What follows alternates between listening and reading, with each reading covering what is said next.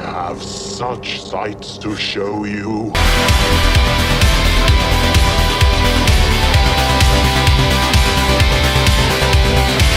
They're dead. You have never had a night like this. Night of the Creeps. Over the course of this ScaryMania, I have encountered movies that I had some expectations for, but turned out to be kind of just there. And then ones that I was thinking nothing of, and it turned out to be just so much fun in all the right ways. Today is one of those movies. It is Night of the Creeps. And here to talk about that with me is one of my favorite guests I've had on my channel, Austin Pez Howell. Pez, thank you so much for joining me. No, thanks for having me back, Jacob. Always a pleasure to talk movies with you. I've had fun talking Godzilla and Mummy and Tremors and all kinds of favorites of mine. So, no, thanks for having me back. I appreciate it. Yeah, and so Night of the Creeps was directed by Fred Decker, who, according to his letterbox, has only directed 3 films. This, Monster Squad, the year after this, and RoboCop 3. I have not seen, I have not seen RoboCop 3. I've been reliably informed it's pretty bad, so I'm willing to take people's word for it. Yes, it's RoboCop 3 is properly bonkers. But I tell you what, if you're a character actor fan like I am, it's got a ton of character actors throughout the whole thing, and especially I don't know if you're a Seinfeld fan at all. There's a ton of people who were on Seinfeld in RoboCop 3. Oddly enough, you'll see throughout the entire film. Yes, I don't know why. I mean, the movie did come out in '93, so it would have been around the time when the show was in its prime. So yes, I mean, they were pulling double duty, I guess. No, for sure. But I mean, this movie, yeah, Fred Decker, friends with Shane Black, who did a pass on the script, kind of uncredited as such, and he's friends with a lot of horror people. So he was definitely like a horror guy. Did more writing than directing per se. But yeah, so he didn't have a long career yet directing wise. But definitely a fun film. We'll talk about it, and he pays tribute to a lot of his buddies in the business, especially through the character names that I jotted down throughout this movie that we'll get to. You can definitely see that there. But the movie tells the story of a group of what I'm going to call alien slugs that come down to Earth. They come down to Earth in 1959. One of them infects a frat boy. The frat boy gets frozen in a big old tube and put in a lab somewhere. Fast forward to present time, 2 other frat boys running from a rival frat stumble upon the tube and accidentally let it go. And let's just say the invasion of these particular body snatchers is on again. So like I said, this movie's just a ton of fun. It especially the ending, which we'll get to. This might be one of my favorite endings that I've seen for covering these movies for this series, because this ending is just so cool. And like I said, we'll get to it, but it involves flamethrowers and involves a lot of that, and it's just glorious to watch. Yeah, no, it's so much fun. And what's cool about this movie is how much it kind of blends genres, because it starts out as kind of a science fiction film, sort of an alien movie. Literally right off the bat, you have aliens right on the onset. It pays homage to horror B movies and creature features from the 50s with the black and white opening, and then you kind of jump forward and it's this kind of police procedural detective movie, but it's also like a buddy college comedy, and then it becomes kind of a zombie movie near the end of the film. So there's a little bit here for everybody, and I think which is why it's so much fun. And to me, the mark of a really great movie, Jacob, is the fact that I could have watched a movie just about Jason Lively and Steve Marshall as JC and Chris, just doing like buddy college stuff, and I could have watched an entire movie just based on that. And that's the mark of a great film, when you could even take the horror out of this movie. And I was even charmed just by the first, half an hour of this with just those guys doing their college shenanigans. And that's what's great about it. Yeah, I love the chemistry between these two. And their names are Chris and JC. However, and to your point, like you brought up, it's a nod to horror directors. Chris's last name is Romero, as in Yes. George A. And Mhm. JC's last name is Hooper, as in Toby Hooper. And there's a His full name is Cronenberg. James Carpenter Huber, actually, as is his full name. So he's actually got two in there. But yes, go Oh, ahead. wow.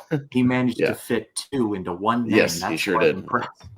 But there's Uh-huh. also a Cronenberg, a Cameron, a Landis, and a Raimi, which that's a pretty good rotation in and of itself. And there's even more than that. I jotted down even further than that as far as characters in passing that we don't even see. I've got a whole list here, if you like to see, of names that are Yeah, dropped. please. You don't always see everybody on screen. There are a few you see on screen, but a few that are thrown out there in addition to the main ones that you're talking about. There's an Officer Craven for Wes Craven, an Officer Bava for Mario Bava. There is Mr. Miner, the janitor, which is Steve Miner, who is a very accomplished horror director.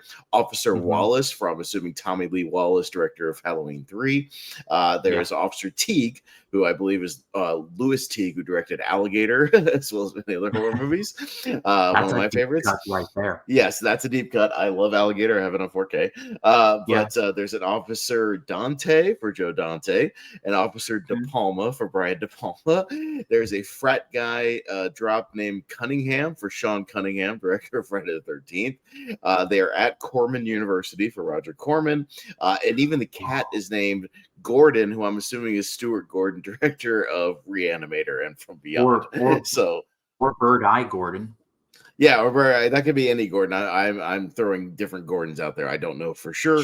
But as far as there's literally name drops left and right for every conceivable horror director around that time. So that's pretty cool. It's a killer's row of past and present of like who's like doing bigger things in the moment. And this movie came out in '86.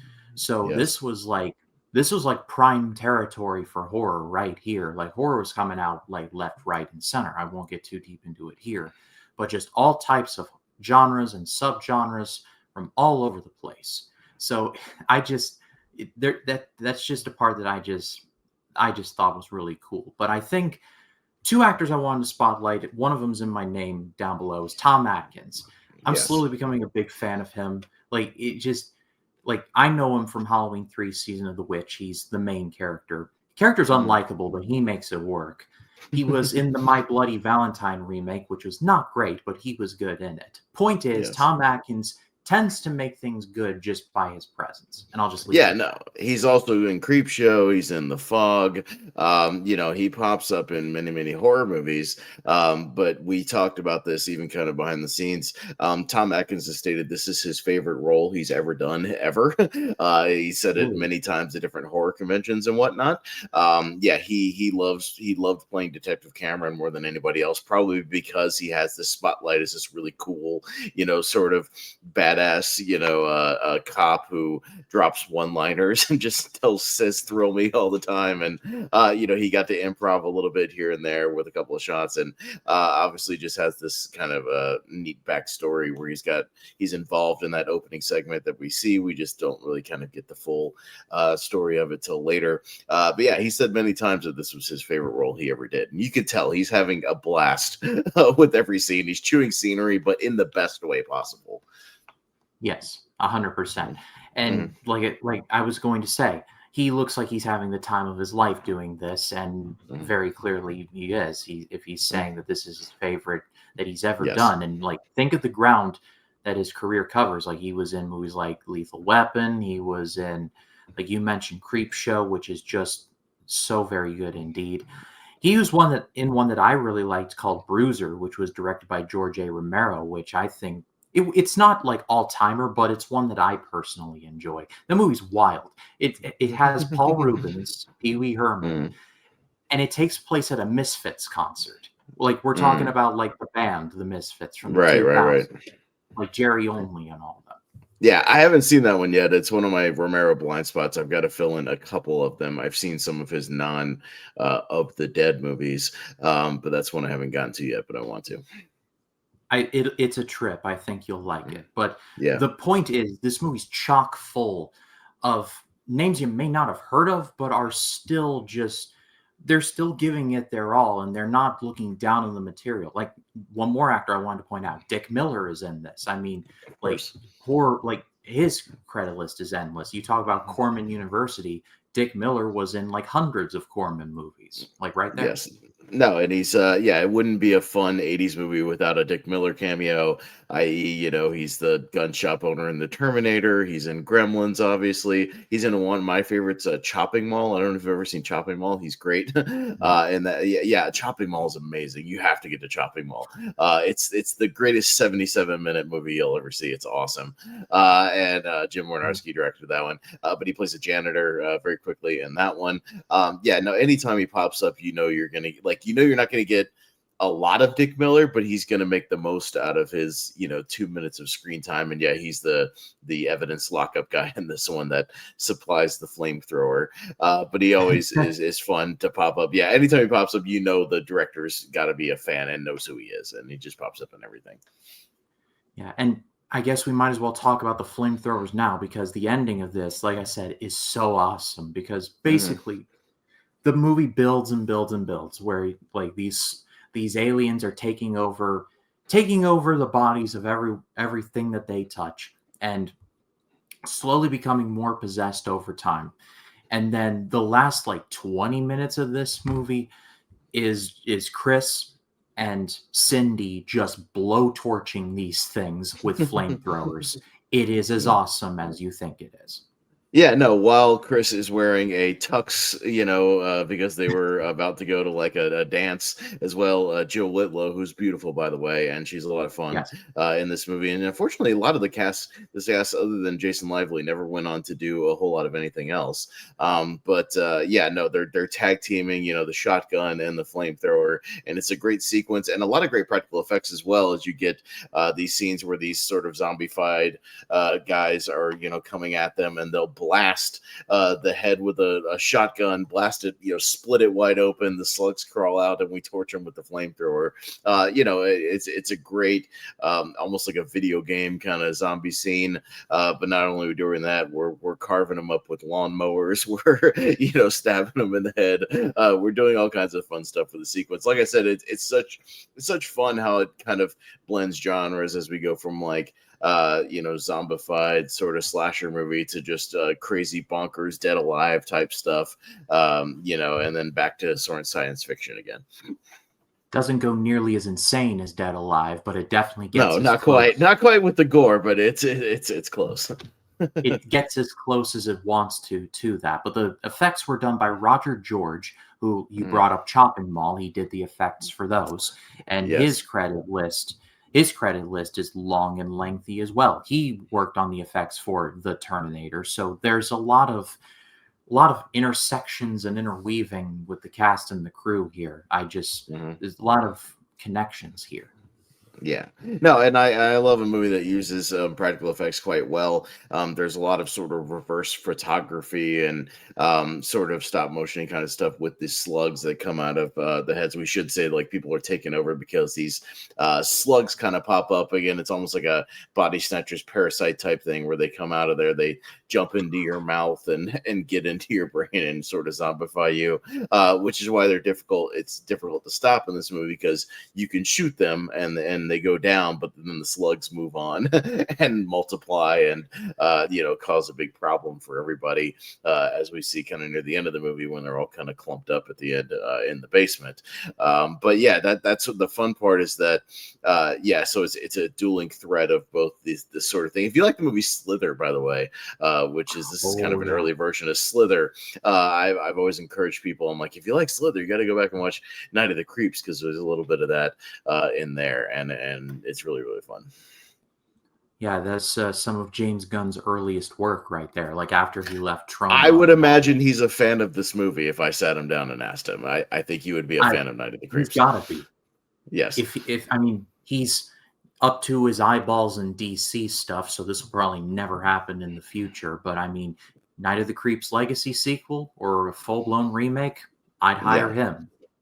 And it's one of those things where I think this movie is just not talked about as much, mainly because it's one of those standalone movies from the 80s that never got a remake or a sequel or anything like that. It's just kind of those one-off films that creates a pretty cool mythology with, the aliens and the body snatchers type thing, and has this really interesting backstory that spans, different decades, and has even a tease for a sequel if you watch the director's cut with the aliens kind of still looking for the the slugs and whatnot. But yeah, it just never kind of went anywhere as far as any kind of sequels or remakes, mainly because the movie itself, when it came out, didn't get much of a release and kind of died in theaters and wasn't given a lot of promotion. It's only since then where it's been re-released by Scream Factory and kind of discovered on streaming in the last, I would say, 10 years or so. I mean, I knew about the movie through horror conventions and things like that, but even amongst horror fans, I think it's kind of still an under-talked about movie and an under-discussed film that I've always tried to turn people onto. When you presented a list of potential movies for us to discuss on the show, Jacob, I was like, oh yes, Night of the Creeps. I've always kind of tried to get the word out on that movie and get people to watch this sort of gem of a sci-fi horror movie. And I've still, to this day, I've tried to champion it and get people to watch it. One more thing I wanted to bring up before we wrap this up. I found it interesting, and this is a little bit down the road. This review has not gone up yet on my channel, but also this month I'm covering the movie Slugs, which is the Slugs Eat People movie. And and I had watched Night of the Creeps first, and so I'm like, the 80s had an interesting thing for slugs. I have that one on Blu-ray. I just can't reach it right now. None of my heads of it. I have the Slugs Arrow Blu-ray, so actually, that movie's a lot of fun. I'll save. That review will be going up, so I won't go too deep here. But let's just say that movie is screwed up. Something like, oh, a slug. Like, what's the word? Oh no, they're eating his face, and then it leads to like chemicals being poured and a greenhouse exploding. That is one scene in that movie. Yeah.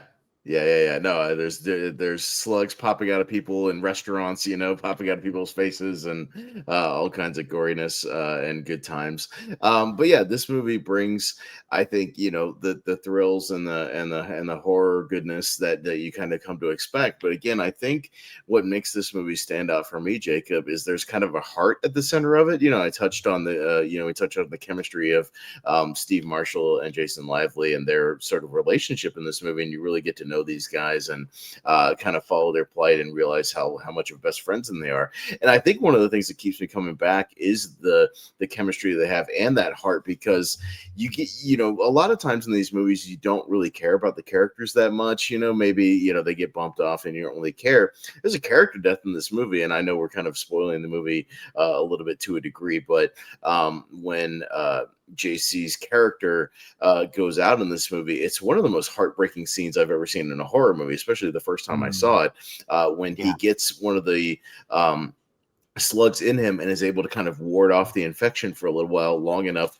to leave a tape recorded message for his buddy. And the tape recorded message, as he's he drops this message where he's like, I can feel it in my brain. It's slowly taking me over. And he just leaves this message where he's like, I love you, buddy. I always have. I'm going to do my best to stop it, that sort of thing. And you see the performance in Jason Lively as he's like watching this and like tearing up. And I think it's stuff like that that keeps me coming back to this movie. The fact that they cared enough, and Fred Decker and Shane Black cared enough to actually give these characters a little depth to make you care about them. And to make you, want to see them make it out alive.